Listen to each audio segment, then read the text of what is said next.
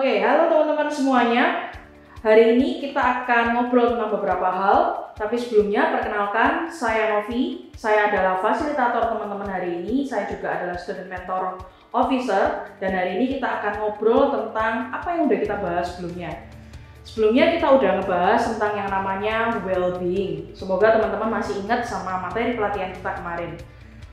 Nggak kerasa yang namanya UTS juga udah berlalu. Artinya 3/4 perjalanan kita as a mentor sudah kita lewati. Dan mungkin kita nggak pernah ngebayangin bahwa di dalam journey kita as a mentor, kita bakal punya pengalaman untuk ngalamin pelatihan online kayak sekarang. Ataupun bakal ada yang namanya mentoring online. Mungkin kita nggak pernah ngebayangin.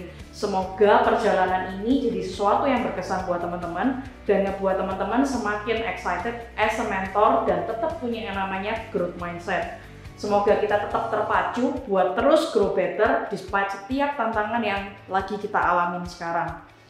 Nah, selama 1,5 bulan yang lalu kita udah belajar tentang pentingnya punya well-being, dimana well-being is something sought by just about everyone. Artinya apa? Setiap orang juga nyari yang namanya well-being. Apa sih well-being itu? Well-being includes something about positive things, feeling happy, healthy, socially connected, and purposeful. So ada 4 hal yang tadi kita udah singgung teman-teman. 1, kita ngerasa happy. 2, kita ngerasa sehat. 3, kita ngerasa socially kita connected. Dan yang keempat, kita ngerasa purposeful.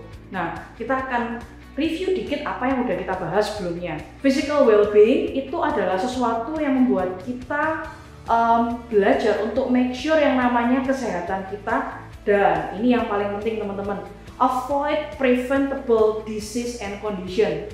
Mencegah atau menjauhi segala sesuatu yang masih bisa kita antisipasi terkait kesehatan kita. Nah, kita mesti belajar untuk take care itu, apalagi di waktu-waktu yang kayak sekarang ini. Yang kedua, kita ngobrolin tentang mental well-being. Nah, itu artinya apa? Dimana kita belajar untuk bisa merasa nyaman, bisa ngerasa sehat, dan yang paling penting kita ngerasa happy. Nah, yang ketiga, kita belajar untuk define yang namanya social well-being.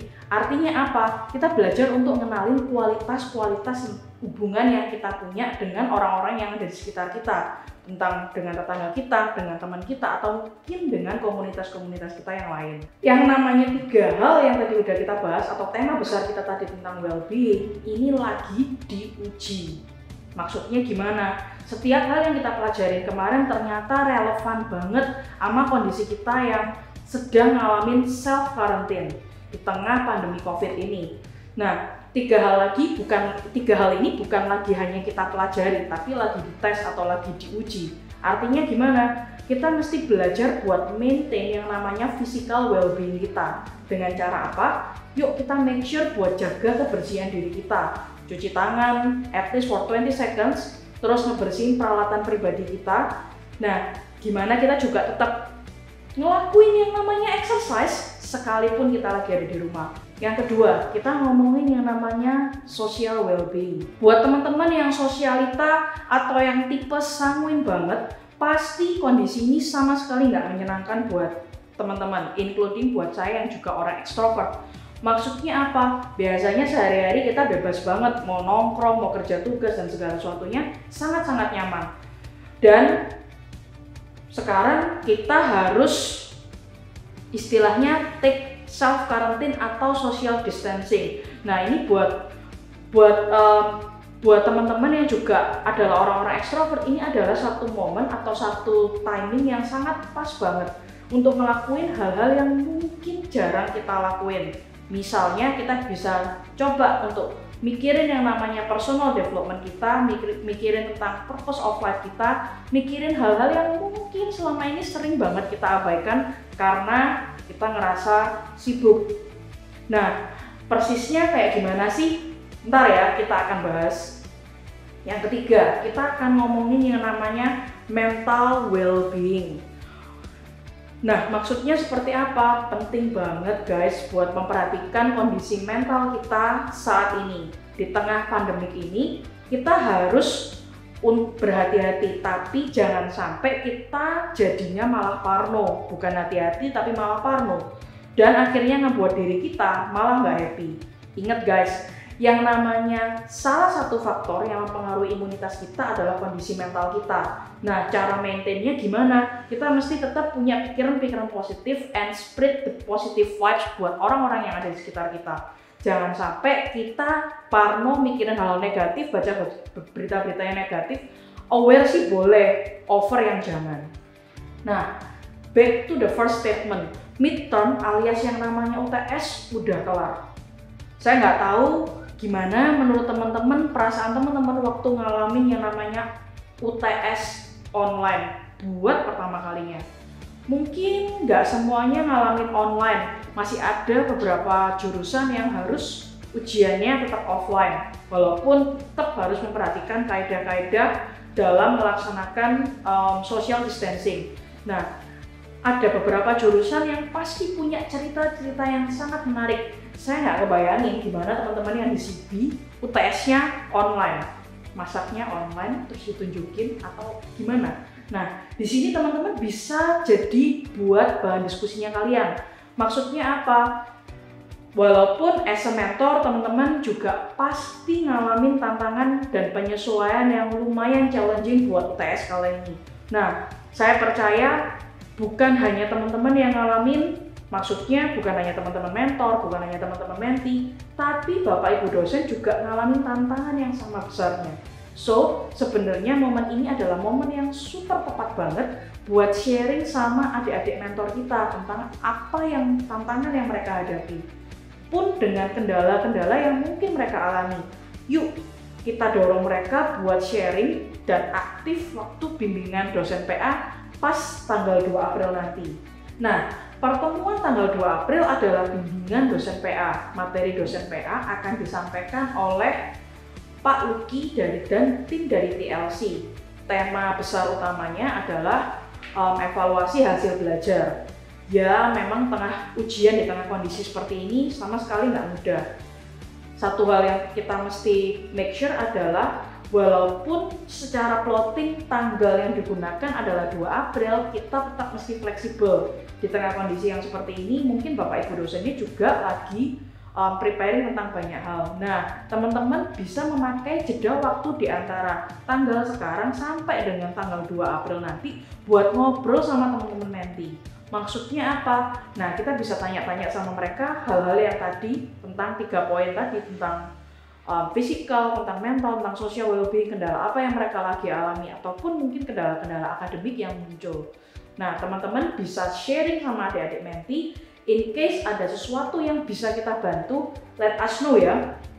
Buat teman-teman, mentor sangat bisa untuk melakukan komunikasi dengan kita. Kita itu siapa? Entah dengan student mentor koordinator, entah dengan head of mentor, entah dengan kami di BMA, Bapak Ibu dosen PA dan yang lain, dengan menggunakan case report. Teman-teman ingat kan kita punya fitur itu? Dengan fitur itu kita bisa komunikasi satu dengan yang lain via case report. Jadi kalau ada apa-apa jangan sungkan buat kasih tahu kita. Nah, kalau ada hal-hal penting yang perlu kita support, please langsung kabarin kita via case report. Buat teman-teman koor, jangan sungkan buat kontak HOM ataupun BMA kalau ada hal yang perlu kita support atau ada hal yang perlu kita bantu. Kita tetap perlu bantu Bapak Ibu dosen PA buat conduct bimbingan dosen PA, walaupun kali ini mungkin bimbingannya online. Teman-teman bisa pakai Zoom, teman-teman bisa pakai line video call, teman-teman bisa pakai Google Meet, dan berbagai fitur yang lain. Teman-teman perlu banget buat diskusi sama Bapak Ibu dosen PA-nya buat arrange waktunya. Kenapa? Karena siapa tahu Bapak Ibu dosen PA-nya sekarang lagi preparing materi bahan ajar buat topik-topik kelas online berikutnya. Jadi teman-teman mesti make sure jadwal Bapak Ibunya dulu dan kabarin teman-teman menti dan bantu untuk arrange di satu forum. Nah, setelah itu kita juga as a mentor perlu join di mentoring online tersebut supaya apa? Mungkin kendala-kendala yang sudah disampaikan sama teman-teman bisa teman-teman make sure mereka nggak kelupaan buat nyampein waktu di bimbingan dosen PA, sehingga Bapak Ibu dosen PA-nya juga bisa ngasih feedback ke mereka. Buat materi pelatihan yang per tanggal 26 Maret ini akan di-share oleh Head of Mentor ataupun Student Mentor Leadership Team kepada Student Mentor Koordinator. Jadi teman-teman bakal dapat materinya.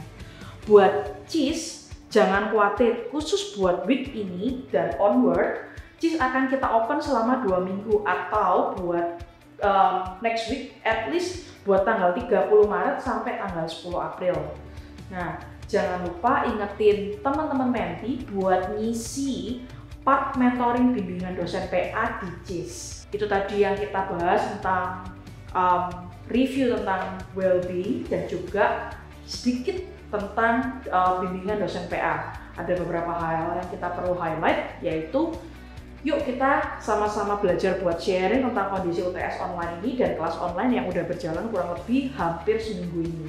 Kondisi ini memang nggak seperti yang kita expect, tapi kita tetap perlu punya yang namanya positive worldview atau cara pandang yang positif terkait segala sesuatu yang related sama pandemi ini. Yang ketiga, kita punya satu fitur yang namanya case report yang sangat mungkin untuk kita pakai komunikasi 2 arah. So, kalau ada apa-apa, kasih tahu kita ya. Yang keempat adalah bantu Bapak Ibu dosen PA buat conduct bimbingan dosen PA anytime, tanggalnya bebas antara tanggal 2 sampai 10 April.